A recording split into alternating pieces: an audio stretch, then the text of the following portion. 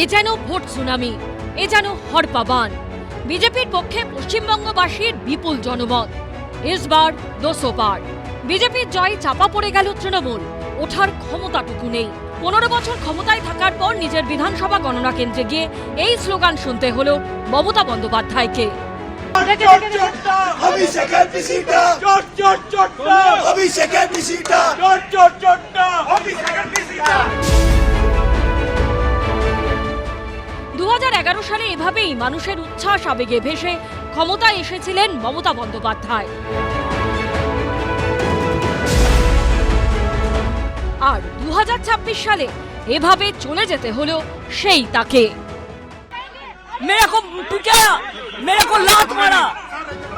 কিন্তু নিজের হার দলের লজ্জাজনক হারের পরও কেন ক্ষমতা আঁকড়ে থাকতে চাইছেন মমতা বন্দ্যোপাধ্যায়? যা সম্ভব নয় তা জেনেও কেন পদত্যাগ করতে চাইছেন না তিনি? গণতান্ত্রিক পদ্ধতিতে কি কোনো বিশ্বাস নেই মমতা বন্দ্যোপাধ্যায়ের? তার এই বিতর্কিত চাঞ্চল্যকর মন্তব্যের জেরে উঠছে প্রশ্ন। কেন, কিসের জন্য? আমরা তো হারিয়ে নিয়ে যাবো। হারলে আমি যদি শপথ দিতে যেতাম তাহলে আমি রেজিগনেশনটা করতাম। এখন তো কোয়েশ্চেন ডাজন্ট অ্যারাইজ। জোর করে দখল করে যদি কেউ মনে করে যে আমি কি রেজিগনেশন দিতে হবে, নো, নট দ্যাট। কিন্তু এ কি করে সম্ভব? হারলে হার স্বীকার করে রাজ্যপালের কাছে পদত্যাগ করতে হয়, এটাই তো নীতি, পদ্ধতি, নিয়ম, রেওয়াজ। হারের পর কি মমতা বন্দ্যোপাধ্যায়ের এসবের উপর থেকে বিশ্বাস উঠে গেছে? 2011 সালে মমতা বন্দ্যোপাধ্যায়ের দলের কাছে যখন সিপিএম পরাজিত হয়েছিল, তখন রেজাল্ট বার হতে না হতেই বুদ্ধদেব ভট্টাচার্য রাজ্যপালের কাছে গিয়ে ইস্তফা দিয়েছিলেন। এটাই পদ্ধতি। তাহলে কার্যত গোহারা হারার পরও মমতা বন্দ্যোপাধ্যায় কেন ইস্তফা দিতে রাজি হচ্ছেন না? পরাজয়ের ফলে তিনি কি দিশেহারা হয়ে পড়েছেন?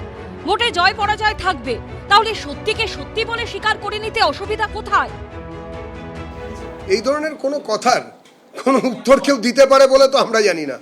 তার কারণ হচ্ছে যে ধরনের কথা উনি বলছেন সেটাতে উনি নিজেকে হাস্যাস্পদ করে তুলছেন।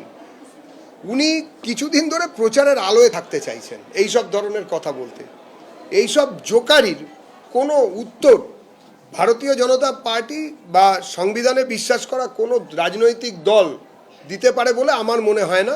তার কারণ হচ্ছে কোনো ব্যক্তি, তিনি যদি সুস্থ মস্তিষ্কের হন এবং তিনি যদি সাংবিধানিক সমস্ত পদ্ধতি সম্বন্ধে তিনি জানেন, তাহলে তিনি এই ধরনের কোনো কথা বলতে পারেন না। সোমবার তামিলনাড়ুতে শাসক ডিএমকে হেরেছে। সেদিনই রাজ্যপালের কাছে গিয়ে পদত্যাগপত্র জমা দিয়েছেন মুখ্যমন্ত্রী এম.কে. স্ট্যালিন। এটাই নিয়ম, সবাই এটাই করে, যুগ যুগ ধরে এটাই হয়ে আসছে। মমতা বন্দ্যোপাধ্যায়ের বন্ধুদের মধ্যে ডিএমকেও পড়ে।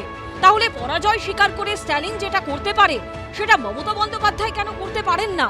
হেরেও পদ আঁকড়ে থাকার কোনো সংস্থান যে সংবিধানে নেই, তা জেনেও এই রাজনৈতিক ড্রামার কি কোনো প্রয়োজন আছে?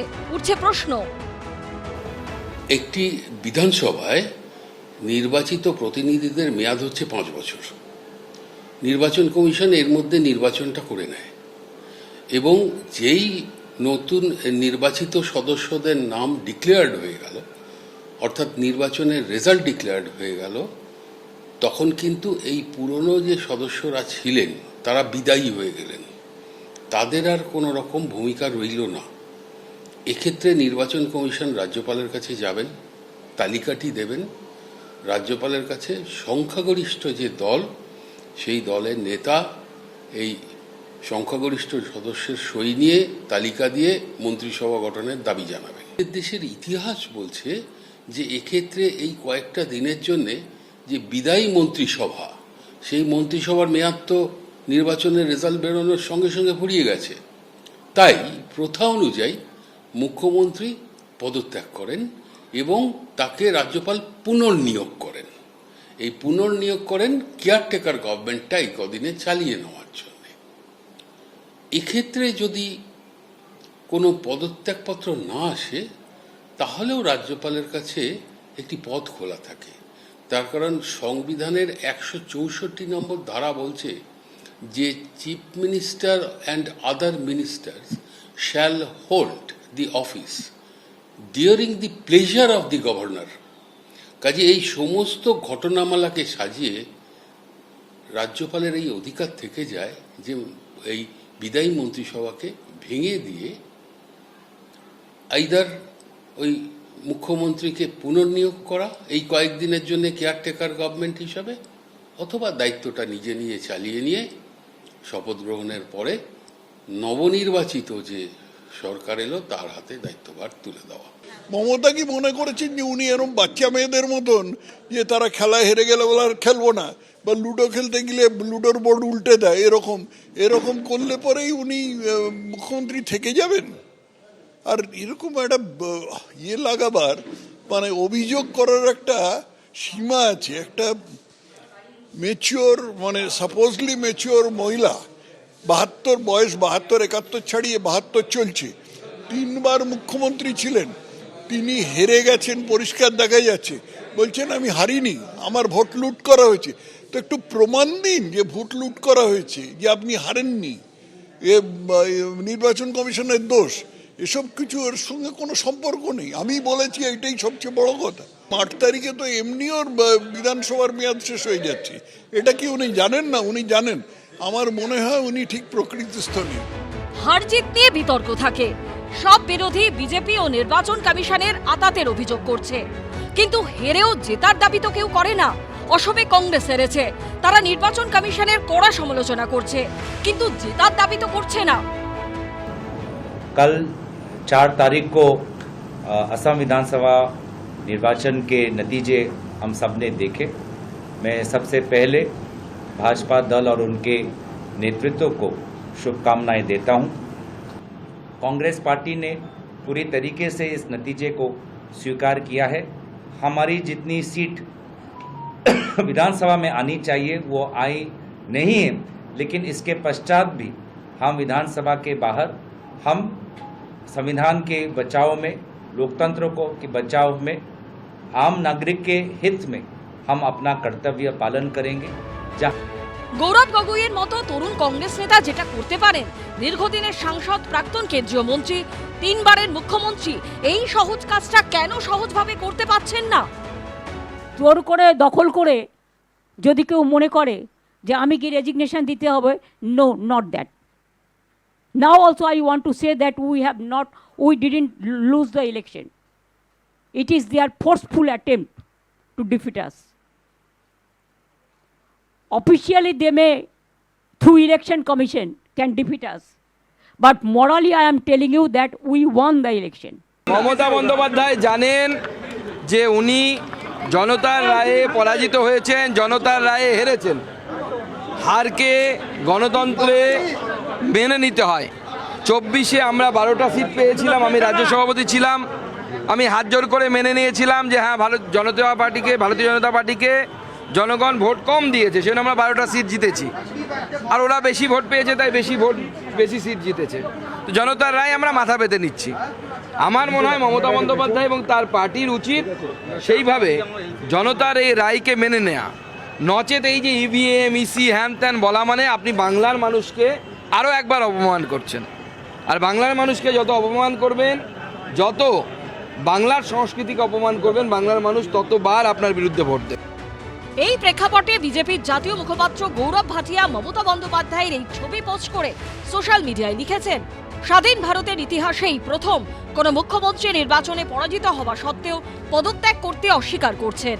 ক্ষমতার মোহ আঁকড়ে ধরে মমতা বন্দ্যোপাধ্যায় কেবল নৈরাজ্যই সৃষ্টি করছেন না, বরং ভোটারদের অনুভূতি এবং জনাদেশের পবিত্রতাকে প্রকাশ্যে অবমাননা করছেন। এ এক চরম সাংবিধানিক বিপর্যয়। মানুষ তাড়িয়ে দিয়ে থাকে, বারবার হেরেছেন, পুরো মানে রাজ্যে প্রত্যাখ্যান করে তৃণমূলকে, তারপর পদত্যাগ করবেন না। ওনার তো কালকে পদত্যাগ করা হয়েছিল। ন্যূনতম যদি লজ্জা থাকতো তাহলে এতক্ষণ পদত্যাগ করে দিতেন, কিন্তু কি বলবেন, নির্লজ্জতার উদাহরণ রাখছেন তিনি। 1 নম্বর নির্লজ্জ ব্যক্তির নাম হচ্ছে মমতা ব্যানার্জি। হার স্বীকার করে পদত্যাগ করার পরিবর্তে লজ্জার হারের জন্য নির্বাচন কমিশনকে দুষছেন ভবানীপুরের পরাজিত তৃণমূল প্রার্থী। আমরা কিন্তু হারিনি, আমাদের 100 সিট জোর করে লুট করা হয়েছে। আমাদের লড়াইটা বিজেপির সাথে ছিল না, আমাদের লড়তে হয়েছে ভিলেন ইলেকশন কমিশন, যিনি ব্ল্যাক হিস্ট্রি তৈরি করেছেন ইন্ডিয়ান ডেমোক্রেসিতে। Sad to say CEC became the villain of this election to loot the democratic rights of the people and to loot the EVM machine. রাজ্যের রং এখন গেরুয়া, সরকার করতে চলেছে বিজেপি।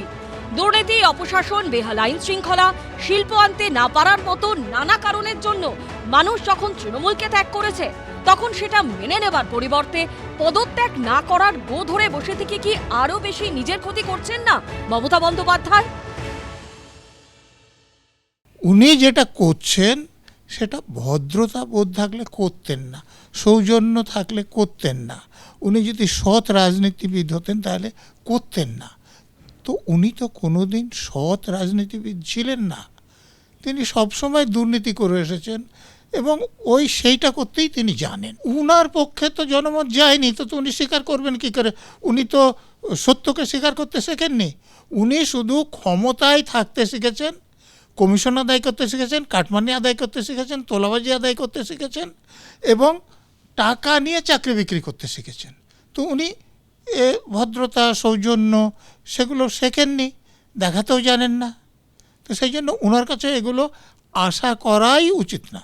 উনি রেজিগনেশন দিলেন না, ওনাকে রাজ্যপাল একটা বিজ্ঞপ্তি জারি করে সরিয়ে দেবেন, তারপরে পরবর্তী মুখ্যমন্ত্রী নিয়োগ করে দেবেন। 15 বছর ধরে ক্ষমতায়, বিধানসভায় জয়, লোকসভায় জয়, পুরসভায় জয়, পঞ্চায়েতে জয়, চারদিকে তৃণমূল আর তৃণমূল। কখনো জোর করে জয়ের অভিযোগ, কখনো মানুষের ভোটদানের অধিকার খর্ব করে জয় আদায়ের অভিযোগ, কখনো বিরোধীদের ভাঙিয়ে তাদের সাইনবোর্ড করে দেওয়ার চেষ্টা। শেষ অবধি 2026-এ এসে শুধু হার নয়, কার্যত ধুয়ে মুছে যাওয়া। আর এই ভয়ঙ্কর পরাজয়ের পর তৃণমূলের অন্দরেই একে একে উঠছে ক্ষোভের সুর, সমালোচনার সুর। এ যেন সদর দপ্তরে কামান দাগা। পরাজিত একাধিক প্রার্থী থেকে প্রাক্তন বিধায়ক, নেতা নেত্রীরা মুখ খুলছেন। কেউ দায়ী করছেন আইপ্যাককে, কারণ নিশানায় সরাসরি অভিষেক বন্দ্যোপাধ্যায়। কেউ আবার বলছেন নিজেদের সরকারের আমলে দুর্নীতি, উদ্ধত্ত, সিন্ডিকেট রাজের প্রসঙ্গ। 2011 সালে বাংলার মানুষ সেই মমতা বন্দ্যোপাধ্যায়কে বসিয়েছিল 34 বছরের সিপিএমকে সরিয়ে। ঠিকই ছিল, যেদিন থেকে অভিষেক বন্দ্যোপাধ্যায়কে উনি লিডার করে দিয়েছেন এবং অভিষেক বন্দ্যোপাধ্যায়ের আন্ডারে যারা লিডার, তারা সামাজিকভাবে যেটা পড়া যায় তাদের চিন্তাভাবনার সাথে আমাদের পুরনো যারা 98 সাল থেকে যারা দল করে চিন্তাভাবনার অনেক ফারাক ছিল। তাদের যে পক্ষপাতিত্ব লিডারশিপ ছিল, আর মমতা বন্দ্যোপাধ্যায়ের চিন্তাভাবনা যারা কোনোদিন পার্টি করেনি, কোনো পার্টির সাথে যেদিন নমিনেশন দেবে সেদিন থেকে তৃণমূল এই নানা লোক, নানা কে পুলিশে চাকরি করতো, কে একটা সিরিয়াল করেছিল, কে একটা সিনেমা করেছিল, এই সব সিদ্ধান্তটাই হচ্ছে ভুল সিদ্ধান্তর দিকে চলেছে, যে কারণে বিপর্যয়। মমতা ব্যানার্জি একদম তৃণমূল স্তর থেকে উঠে এসছেন।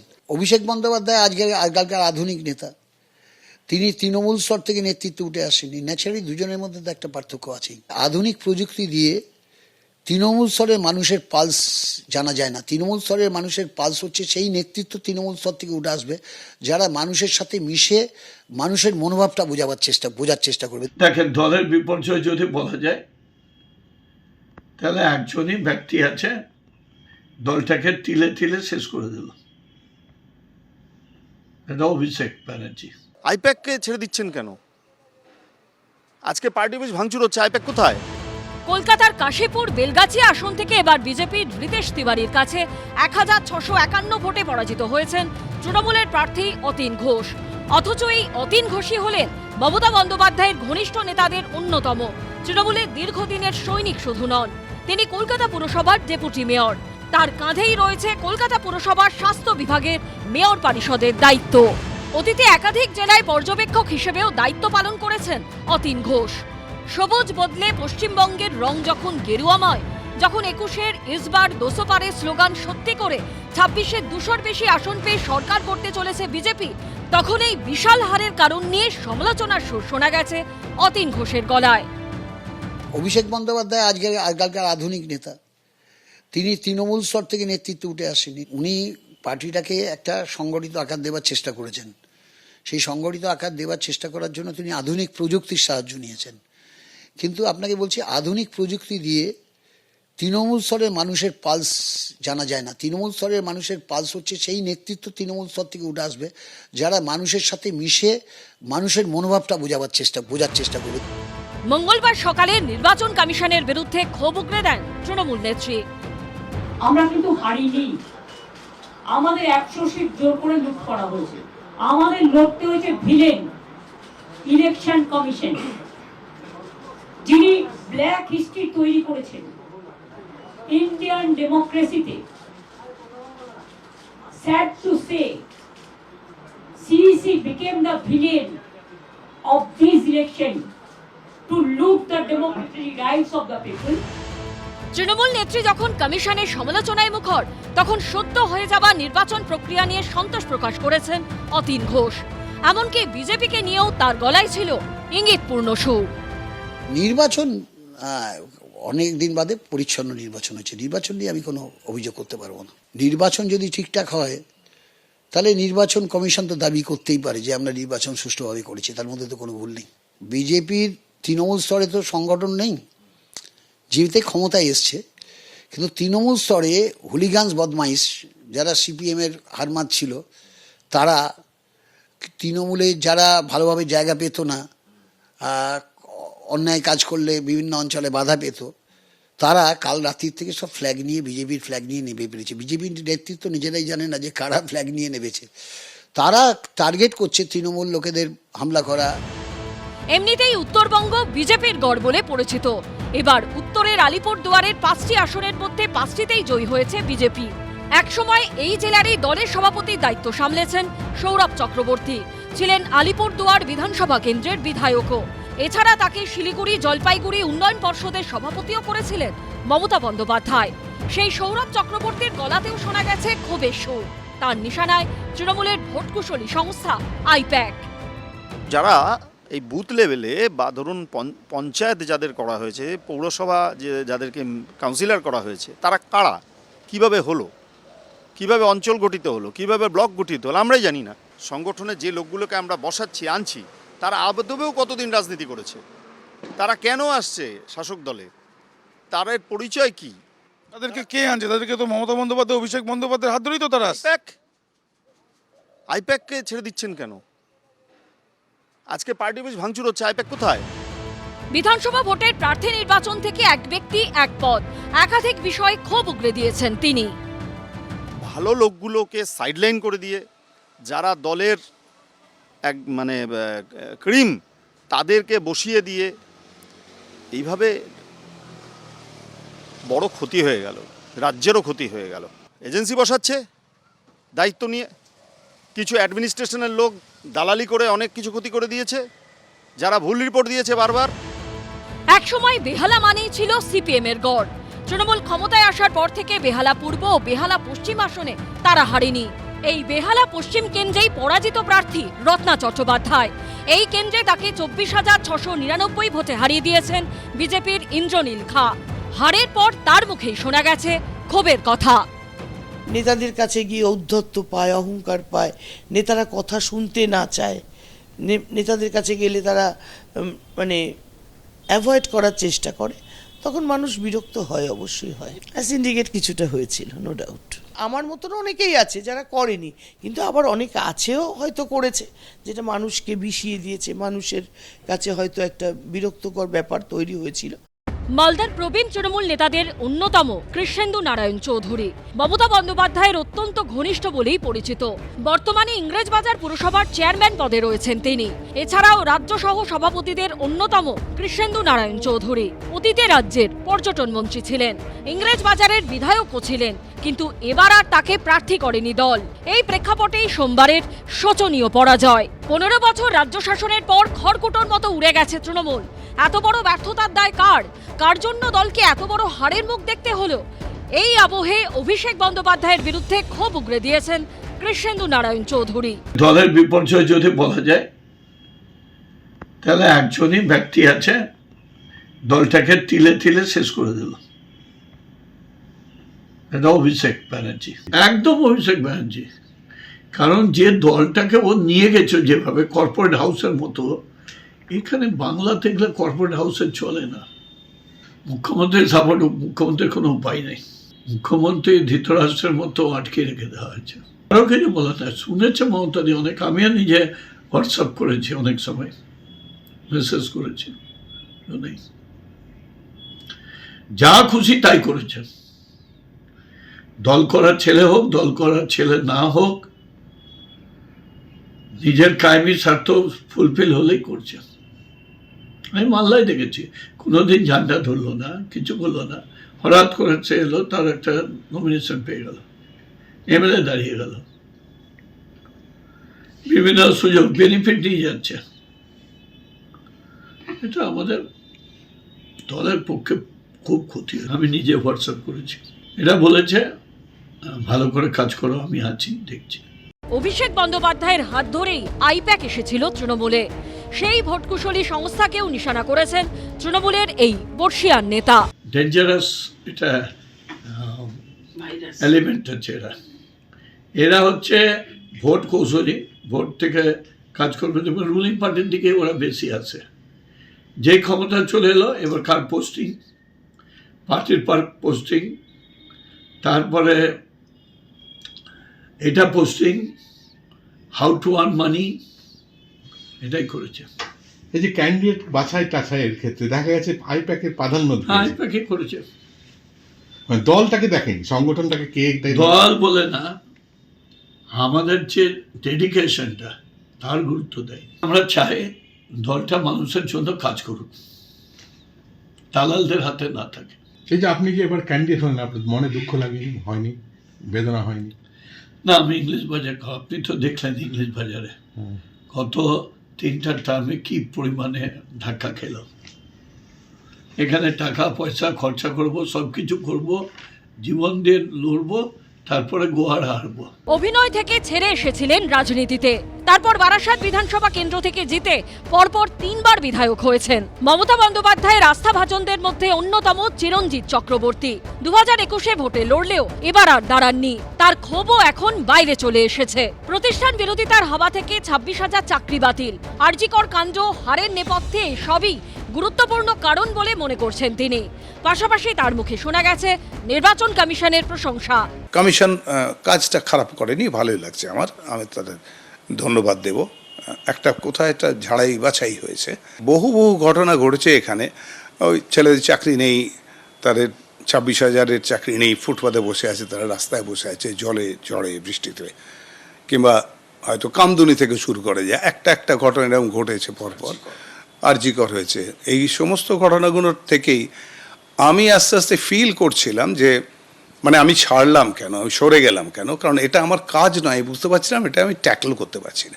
সরকার যেভাবে চলছিল সেই জায়গাটা থেকে মনে হলো আমি আস্তে আস্তে ডিটাচড হচ্ছি। কেন মনে হলো এটা? মনে হচ্ছে যে এইগুলোকে আমি ঠিক সাপোর্ট করতে পারছি না। আমার মনে হচ্ছে এগুলো সব সলিউশন হওয়া উচিত, এটা মনে হচ্ছে। কোন বিষয়গুলো? সবগুলোই, যে ঘটনাগুলো ঘটছিল, পরপর ঘটছিল, সব মানুষ জানেন।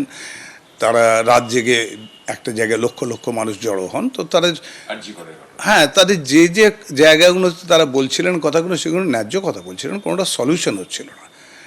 তো সলিউশনটা হওয়া দরকার, এবং ইচ্ছে করলে আমার ধারণা আমার নেত্রী মমতা ব্যানার্জি কোনো কারণে বাধা পড়ে যাচ্ছিলেন, যার জন্য কিছু ব্যবস্থা বোধহয় নিতে পারছিলেন না, কিন্তু নিলে ভালো হতো। আর অ্যান্টি ইনকামবেন্সিটা এইভাবেই ঘটে, ওই একটা করে ফেলিয়ার, একটা করে ভুলভাল করার ভেতর দিয়েই হয়। কারণ আশপাশের লোকগুলো বলছিল এ সহ্য করতে পারছি না, এরকম একটা বলছিল, একটা অদ্ভুত ফিলিংস এসে গেছিল রাজ্য সরকারের প্রতি। হ্যাঁ, সবাই বলছিল প্রায় আশপাশে কিছু অন্যায়, কিছু অবিচার হয়েছে। সেই অবিচার অন্যায়ের বিরুদ্ধে একটা সোচ্চার হওয়ার প্রয়োজনীয়তা আছে বলে লোকের মনে হয়েছিল, তার প্রতিকার হয়নি। তো সেই জন্য সে কবে থেকে আমি বলছি কামদুনি, পার্ক স্ট্রিট, এইভাবে পর কিছু হয়ে গেছে। বাংলা সিনেমা জগতের আরেক তারকা তাপস পালও ছিলেন তৃণমূল সাংসদ, তৃণমূল নেত্রীর ঘনিষ্ঠ বলেই পরিচিত। এখন তিনি প্রয়াত। সোমবারের হারের পর তাপস পালের স্ত্রী এবং মেয়েও তৃণমূলের বিরুদ্ধে ক্ষোভ উগরে দিয়েছেন। 6 বছর আগে প্রয়াত হয়েছেন তাপস পাল, অভিনেতা। পরে তৃণমূলের বিধায়ক, সাংসদ হয়েছিলেন, জেল যাত্রা হয়েছিল, তারপর তার পরিণতি অনেকেই জানেন। আমরা রয়েছি তারই বাড়িতে, তার স্ত্রী নন্দিনী এবং কন্যা সোহিনীর সঙ্গে। এই যে গতকালের রেজাল্ট, বিজেপির যেই নজিরবিহীন জয় এবং তৃণমূল কার্যত ধরাশায়ী, তার পরিপ্রেক্ষিতে তারা কি বলছেন? তখন দিদি তাপসবাবুকে চোখে হারাতেন, এরকম এই একটা দেখলাম। তারপরে ওনার একটা 180 ডিগ্রি ঘুরে যাওয়া দেখেছি। দলে থাকার সময়, অফকোর্স দলে থাকার সময় তো সবকিছু হলো। আসলে কি হয়েছিল না, বাবার খুব ইম্পর্টেন্ট চিঠি আমি লিখতাম। তো 2015-তে শেষে বা 2016-তে বাবার হয়ে চিঠি আমি লিখেছিলাম মমতা ব্যানার্জিকে গরু পাচার নিয়ে। আর মানে বাবা আমাকে বলেছিলেন একটা মানে যে বাবা কৃষ্ণনগর থেকে এটা হচ্ছে, আমি তোমার পিসিকে জানাতে চাই, তুমি একটা চিঠি লেখো। তো এইগুলো আমি লিখতাম। তো না জেনেও অনেক কিছু জানতাম, কারণ আমি ওই চিঠিগুলো লিখেছিলাম। আর ওইটা বলার পরেও, ওইটা জানানোর পরেও কোনো অ্যাকশন নেওয়া হয়নি। তখন বাজের সময় ওনার পাশে যারা যারা দাঁড়িয়ে লড়েছেন না, ওনার ভালো সময় তাদেরকে ভুলে যান। তাপসবাবু কি চেয়েছিলেন দিদির সাথে একটু কথা বলার, মানে ভাবা যায় তখনও উনি স্ট্যান্ডিং এমপি, কিন্তু ওইটুকু একটা তার দলের একটা মানে একজন মানে মেম্বার, তার সঙ্গে তুমি দেখা করবে না? সবচেয়ে বেশি অসহায় আরও লেগেছিল যখন পরে বুঝেছিলাম রবীন্দ্র সদনে বাবার যখন দেহ ওখানে আছে, উনি এসে করে জাস্ট বেরিয়ে যখন প্রেসদের সাথে কথা বললেন, শি স্টার্টেড সেইং যে আমার ভাইকে বিজেপি মেরে ফেললো। আমি তো তখন ছিলামও না, আমি পরে ওইগুলো শুনলাম, পরে অনেক কিছু বুঝলাম। বিজেপি বাবাকে মারেনি, বাবা নিজের পার্টির সাহায্য পায়নি, তাই জন্যে বাবার কষ্ট হয়েছে। আমি এটা আগেও বলেছি, মলয় ঘটকের অফিসে আমি বাবার হাত ধরে নিয়ে গেছি, ভেতর থেকে উনি বলছেন বলে দিন আমি বাড়ি এখন অফিসে নেই। আমি শুনেছি আমার বাবার মনটা ভাঙতে, দেখেছি সেটা। তখন কিন্তু পিক পাওয়ারে টিএমসি আছে, তার মধ্যেও চেষ্টা করেছি সত্যি কথা বলার। এক ঘরে হয়ে গেছি, অনেক কষ্ট দিয়ে, একটু ভয়ও ছিলাম। তাপস পালের পরিবার আরো মারাত্মক অভিযোগ করেছেন। আমরা বলেছিলাম সিপিএম এর অপশাসনের বিরুদ্ধে দিদিকে আনা হয়েছিল, কারণ উনি খুব মানবিক ভেবে। কিন্তু পরবর্তীকালে আমি এর থেকে বড় মানে জোক আর কোনোটা দেখিনি। মানে না, আমি না মানে ইমোশনাল মানুষ ছিল, তো যদি খুব ধান্দাবাজ হতো ওই মানে স্ট্রং সিপিএম পিরিয়ডে, ওর দরকার ছিল না কে তখন মমতা ব্যানার্জির হাত ধরার।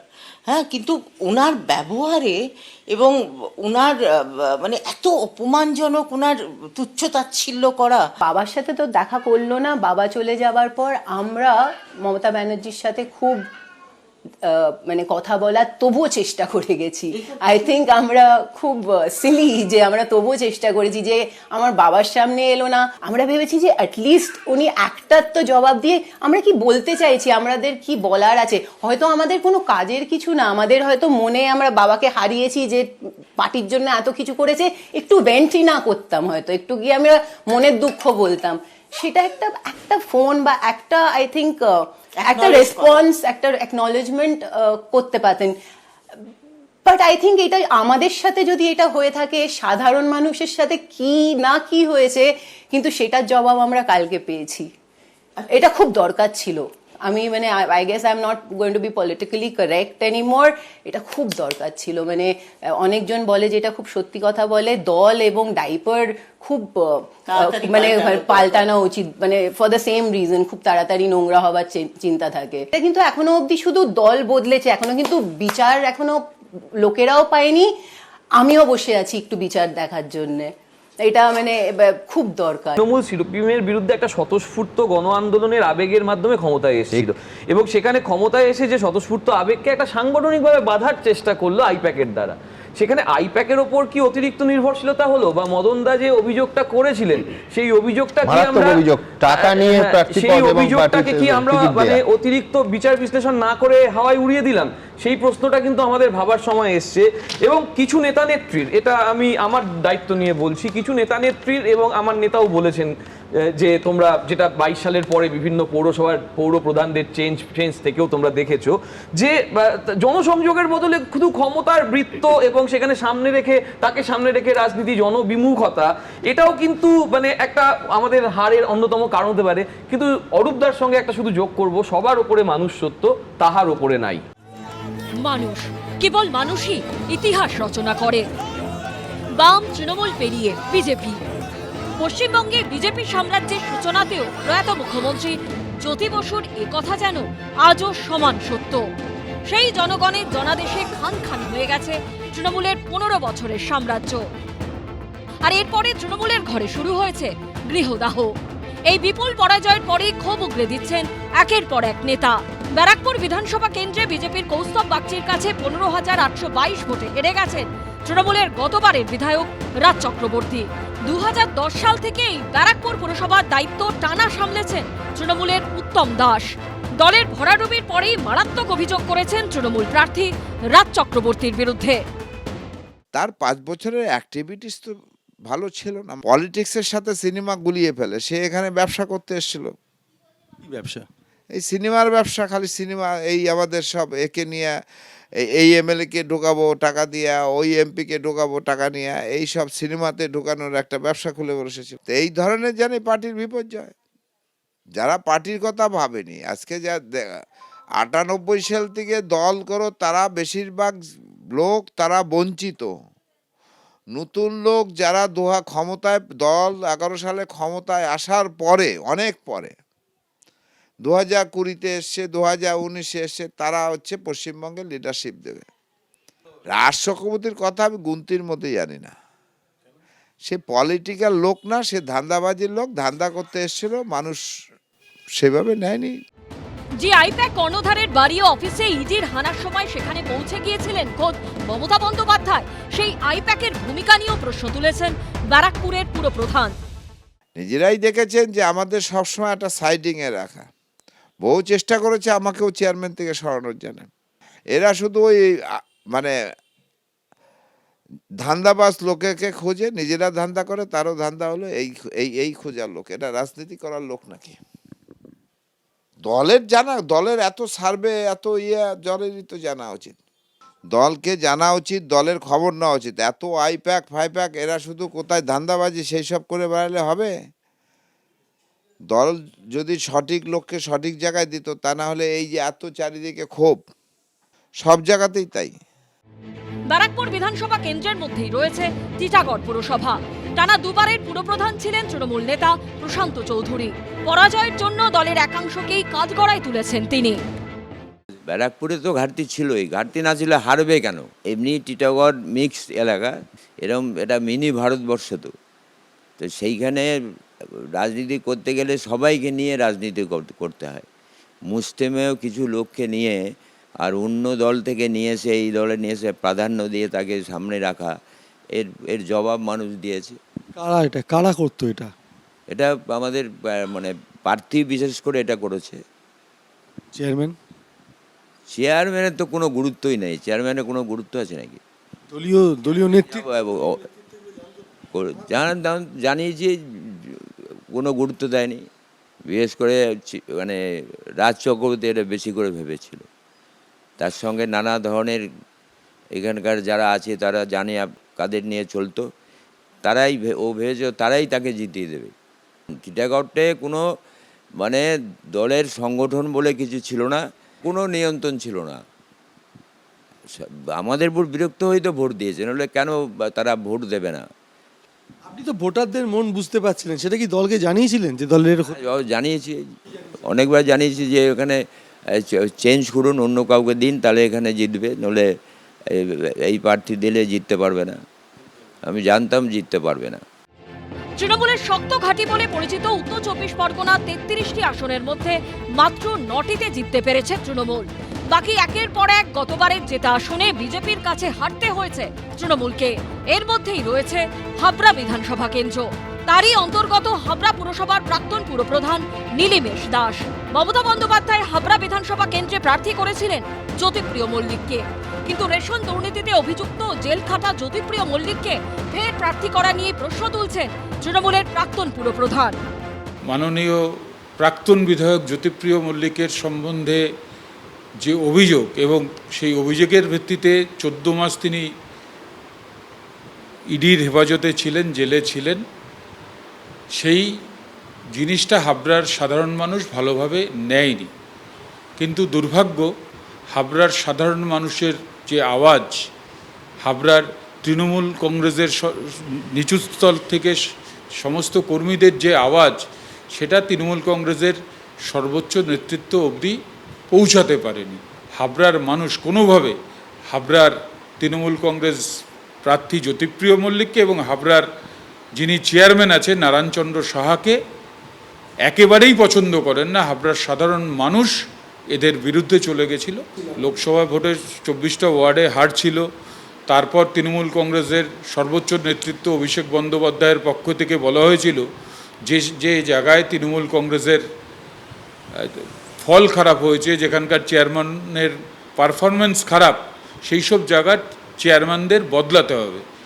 কিন্তু কোনো একটা অজ্ঞাত কারণে সব জায়গায় এই চেয়ারম্যান চেঞ্জ হলেও হাবড়ার বুকে চেয়ারম্যান চেঞ্জ হয়নি। আজকে যদি সেটাও হতো এবং তৃণমূল কংগ্রেসের প্রার্থী হতো, আমি খুব দায়িত্ব নিয়ে বলতে পারি বিজেপির সারা রাজ্যে ঝড়ের পরেও হাবড়া থেকে তৃণমূল কংগ্রেস জয়ী হতো। নোয়াপাড়ায় গতবার তৃণমূলের টিকিটে বিধায়ক হয়েছিলেন প্রয়াত বিকাশ বসু শ্রী মঞ্জু বসু। তাকে প্রার্থী না করে তৃণমূল এবার প্রার্থী করে তৃণাঙ্কুর ভট্টাচার্যকে। বিকাশ বসুর ছবি গলায় ঝুলিয়ে প্রচারে নেমেছিলেন তৃণাঙ্কু। সেই নোয়াপাড়ায় বিজেপির অর্জুন সিং এর কাছে 17,656 ভোটে হেরেছেন তৃণমূলের প্রার্থী তৃণাঙ্কুর ভট্টাচার্য। এই পরাজয় দলের প্রচার স্ট্র্যাটেজিকে কাঠগড়ায় তুলে দলেরই একাংশকে দুষেছেন উত্তর ব্যারাকপুর পুরসভার উপপুরপ্রধান শ্রীপর্ণা রায়। জননেতা বিকাশ বসুর ছবি গলায় নিয়ে যে প্রচার, সেই প্রচারের বিপক্ষে আমি প্রথম দিন থেকে ছিলাম। কেননা বিকাশ বসু যদি ততটাই প্রাসঙ্গিক হয়ে থাকতো, তাহলে পরে 2001 সালে বৌদি জেতার পরে 2006 সালে বৌদি হারতো না। আমাদের সেইভাবে গুরুত্ব দেওয়া হয়নি। আমি অ্যাজ এ ভাইস চেয়ারম্যান আমি সেইভাবে গুরুত্ব তো পাইনি দলে। তখন আমাকে তো মানে আমি কি বলবো, চিফ ইলেকশন এজেন্ট বাবলা বোস, শহীদ বিকাশ বসুর ভাই, উনি একটা স্লোগান লিখেছেন, শিক্ষা শান্তি আর মানে সুরক্ষা চাই, এরকম টাইপের। তাই নোয়াপাড়ায় মানে তৃণাঙ্কুর কে চাই, এরকম ধরনের একটা কিছু স্লোগান ছিল। তো এটা তো বিরোধী পক্ষ যারা তারা বলবে শান্তি শিক্ষা স্বাস্থ্য চাই। আমাদের কি শান্তি শিক্ষা স্বাস্থ্য ছিল না নোয়াপাড়ায়? অবশ্যই মানুষ বিভ্রান্ত হয়েছে। সবুজ ফিকে হয়ে পশ্চিমবঙ্গ এখন গেরুয়াময়। 26-এর ভোটে ডাবল সেঞ্চুরি পার করেছে বিজেপি। ভোটের ফল প্রকাশের 24 ঘন্টাও কাটেনি। এরই মধ্যে জেলায় জেলায় তৃণমূল নেতাদের নানা অসন্তোষের ছবি সামনে এসেছে। কেউ ক্ষোভ উগরে দিচ্ছেন শীর্ষ নেতৃত্বের বিরুদ্ধে, কারুর ক্ষোভ ভোট কুশলী সংস্থার উপর দলের অতিরিক্ত আস্থা নিয়ে। জলপাইগুড়ির তৃণমূলের চেয়ারম্যান খগেশ্বর রায়, রাজগঞ্জের প্রাক্তন বিধায়ক, 4 বার তৃণমূলের টিকিটে জয়ী হয়েছেন। এবার তাকে টিকিট না দিয়ে রাজগঞ্জ থেকে তৃণমূল প্রার্থী করেছিল স্বপ্না বর্মনকে। এবার সেই কেন্দ্রে ভরাডুবি হয়েছে তৃণমূলের। বিজেপি প্রার্থী দীনেশ সরকারের কাছে 21,000-এর বেশি ব্যবধানে হেরেছেন তৃণমূল প্রার্থী স্বপ্না বর্মন। সেই সঙ্গে জলপাইগুড়ি জেলার 7টি বিধানসভাতেই জয়ী হয়েছে বিজেপি। এরপরই তৃণমূলের শীর্ষ নেতৃত্ব ও নাম না করে ভোট কুশলী সংস্থা আইপ্যাকের বিরুদ্ধে সুর চড়িয়েছেন তিনি। একমাত্র এই কারণ উত্তর বাংলার 4 বার তৃণমূল বিধায়ক কেউ নেই। এই কারণে কিন্তু আপনার 4 বার বিধায়ক হয়েছেন, আপনাকে মানুষ ভালোবাসে। সিপিএম হোক কংগ্রেস হোক, সেটা আপনার দল বোঝেনি? আমি দলকে কি করে বুঝাবো? আমি কে দলকে বুঝানোর? অভিষেক ব্যানার্জিকে বুঝানোর দায়িত্ব কি আমার? মমতা ব্যানার্জি বুঝানোর দায়িত্ব আমার। তারা যেটা ভালো বুঝেছে করেছে সেটা বড় ফ্যাক্টর নয়। ফ্যাক্টর যেটা মেন যেটা ফ্যাক্টর হচ্ছে আজকে শুধু উত্তর বাংলা বলে নয়, সারা পশ্চিমবাংলায় আমাদের বিভিন্ন কারণে আমাদের ভরাডুবি হয়েছে। সেটা আমাদের দলের নেত্রী আছে অভিষেক ব্যানার্জি, নিশ্চয়ই তারা পর্যালোচনা করবে। আমার অনুরোধ আপনাদের মাধ্যমে তাদেরকে জানাবো আর কি। আমিও যদি এখন জলপাইগুড়ি জেলার চেয়ারম্যান, আপনাদের তাদেরকে বল, আপনারা বিশ্লেষণ করুন দলটাকে ভালো করে কি করে শুদ্ধ করে আগামী দিনে আবার যাতে আমরা আসতে পারি। ক্ষোভের সুর শোনা গেছে উত্তরবঙ্গের আরেক জেলা কোচবিহারেও। তৃণমূলের রাজ্য সভাপতি রবীন্দ্রনাথ ঘোষ 2016 থেকে 2021 পর্যন্ত উত্তরবঙ্গ উন্নয়ন মন্ত্রীর দায়িত্ব সামলেছেন। সেই রবীন্দ্রনাথ ঘোষের গলাতেও শোনা গিয়েছে বিদ্রোহের সুর। এই যে অধ্যত্ত অহংকার, বেপরোয়া মানসিকতা, এইটাই ডুবালো। অধ্যত্ত বেপরোয়া মানসিকতা, ভাবলো যে ভোটে দাঁড়ালেই বোধহয় ভোটে জিতে যাওয়া যায়, মানুষ বোধহয় বাধ্য হয়ে ভোটটা দিবে। কিন্তু সেটা যে নয়, এই ভাবনাটা এই অভিজ্ঞতাটা তো ওদের নেই।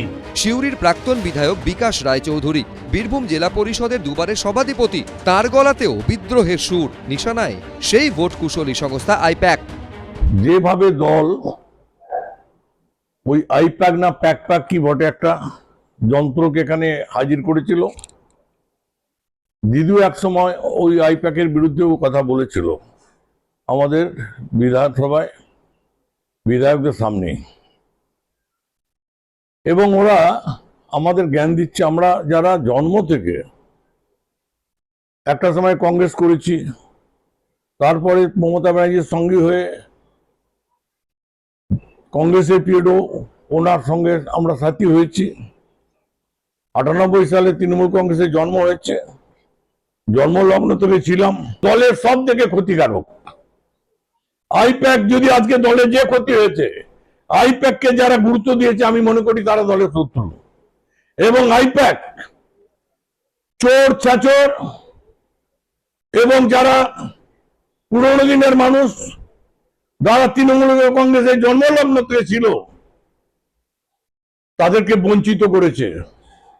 আমার মনে হয় কিসের বিনিময় তা জানি না, নিশ্চয়ই কিছু বিনিময় থাকতে পারে। হারের 24 ঘন্টা কাটতে না কাটতেই তৃণমূলের অন্দরে একে একে অনেকেই মুখ খুলতে শুরু করেছেন। বেরোচ্ছে ক্ষোভ। চুঁচুড়ার প্রাক্তন তৃণমূল বিধায়ক অসিত মজুমদার, এবার আর তাকে প্রার্থী করেনি তৃণমূল, তার জায়গায় দল প্রার্থী করেছিল দেবাংশু ভট্টাচার্যকে। হেরে গেছেন দেবাংশু। দল চুঁচুড়ার আসন হারানোর পর ক্ষোভ চেপে রাখতে পারেননি এই বর্ষিয়ান তৃণমূল নেতা। আমরা অনেক দক্ষ লোককে ছেড়ে অদক্ষ লোকদের নিয়ে সংগঠন করার চেষ্টা করেছিলাম, এটা ভুল হয়েছে। একবারে সমস্ত পুরনো লিডার বিসর্জন দেয়া দলের কর্মীরা ভালো চোখে নেয়নি। আমাদের অনেকের উদ্ধত্ত অহংকার হয়ে গেছিল যে আমরাই বোধহয় শেষ কথা বলার লোক, সেটা মানুষ ভালোভাবে নেয়নি। অহংকার কি পতনের মূল কারণ? অবশ্যই। 1992 সালে ছাত্র পরিষদের মধ্যে দিয়ে রাজনীতিতে প্রবেশ বর্ধমানের তৃণমূল নেতা নুরুল হাসানের। তৃণমূল গঠনের পর অবিভক্ত বর্ধমানের তৃণমূল ছাত্র পরিষদের জেলা সভাপতি ছিলেন 2011 সাল পর্যন্ত। 2013 থেকে 2023 পর্যন্ত সামলেছেন বর্ধমান জেলা পরিষদের সদস্যের পদ। সোমবার বিধানসভা নির্বাচনে তৃণমূলের ভরাডুবির পর ক্ষোভের সুর তার গলাতেও। তোলাবাজদের এজেন্সির মাধ্যমে নেতৃত্ব করা, মাতাল গাঁজাখোরদের এলাকা এলাকায় নেতৃত্ব করা। আগে দেখতাম ভদ্র মানুষ পার্টি করছে, এখন যারা পার্টিটা যাদের হাতে দিয়েছে, কেউ তারা কোনোদিন তৃণমূল কংগ্রেস করেনি। কেউ 2016 সাল, কেউ 2012 সাল। এখন বর্তমান যারা নেতৃত্ব হচ্ছে বর্ধমান উত্তরের, তারা তৃণমূলের ক্ষমতায় আসার পর এসছে। এই অহংকার দাম্ভিকতার জন্য এই হাল। তারপরে পুরোনো দিনের জন্মলগ্নের সৈনিক। আপনিও তো পুরোনো দিন এখন। হ্যাঁ অবশ্যই, আমি 13 বছর জেলা তৃণমূল ছাত্র অবিভক্ত বর্ধমান জেলা সভাপতি ছিলাম, 5 বার জেলা পরিষদের প্রার্থী ছিলাম, 1 বার পঞ্চায়েত সমিতির প্রার্থী, 2 বারের জেলা পরিষদের জয়ী সদস্য। আমাদেরকেও নির্বাচনে ইনভলভ করা হয়নি। এই নির্বাচনে, এর আগের নির্বাচনেও অফিস, পার্টি অফিস বর্ধমান উত্তরে 1 নম্বর ব্লকে একটাই মাত্র ব্লকের পার্টি অফিস ছিল, যেটা আমার পার্টি অফিস, ভোতারগ্রাম কাটোয়া। সেই পার্টি অফিস থেকে আগে সমস্ত নির্বাচন পরিচালনা করা হতো। সেই পার্টি অফিস বন্ধ করে দেওয়া হয়েছে। নেতৃত্বকে বলার পরও কোনো কর্ণপাত করেনি। খোলার পরও পুলিশ দিয়ে বন্ধ করা হয়েছে, যাতে না আমরা বসতে পারি, নির্বাচনে অংশগ্রহণ না করতে পারি। এই ঔদ্ধত্যপূর্ণ আচরণ। তারপরে এই পাড়ায় পাড়ায় তোলাবাজ, ইট পল্লী চলে যাচ্ছে, আমাকে টাকা দিতে হবে, জায়গা কোথাও কেনা বেচে টাকা দিতে হবে, মাতাল গাঁজাখোরদের নেতা করার জন্য। আলিপুরদুয়ারের মাদারিহাট বিধানসভা কেন্দ্রে এবার তৃণমূলকে প্রায় 41,000 ভোটে হারিয়ে দিয়েছে বিজেপি। এই গ্রাম পঞ্চায়েতের তৃণমূলের সদস্যদের চাঞ্চল্যকর দাবি, এবারের বিধানসভা ভোটে তারা বিজেপির হয়ে ভোট করেছেন। কারণ হিসাবে উঠে এসেছে তৃণমূলের বিরুদ্ধে দাদাগিরি, অত্যাচারের অভিযোগ। আমরা এই যে বিজেপির দিকে ছিলাম, থাকার পরে যেহেতু তৃণমূলের প্রতীকে আমরা জিতছি, তারপরে আমরা এখন সবাই মনে নিয়ে নিছি, আমি 6-7 জন পঞ্চায়েত নিয়ে বিজেপিতে জয়েন করব। এদের দাদাগিরি, অত্যাচার মানে এই চুরি চাপটের মধ্যে ছিল, ওই জন্য ভালো লোক তো এখানে থাকতে পারে না, ওদের সঙ্গে সহমত হই নাই বলে আমরা সাইড হয়ে গেছি। হ্যাঁ, মোদিকে আমরা ভোট দিয়েছি। আমার পার্টি প্রায় 150 ভোট বিজেপির সিম্বলে পড়ছে। এখানে আমরা করতাম তৃণমূল, কিন্তু তৃণমূলের যে দুর্নীতি, তৃণমূলের যে এখানে অপশাসন, এর বিরুদ্ধে আমরা ছিলাম। আগামী দিনে আমরা বিজেপির হাত ধরে আমরা বিজেপি করব।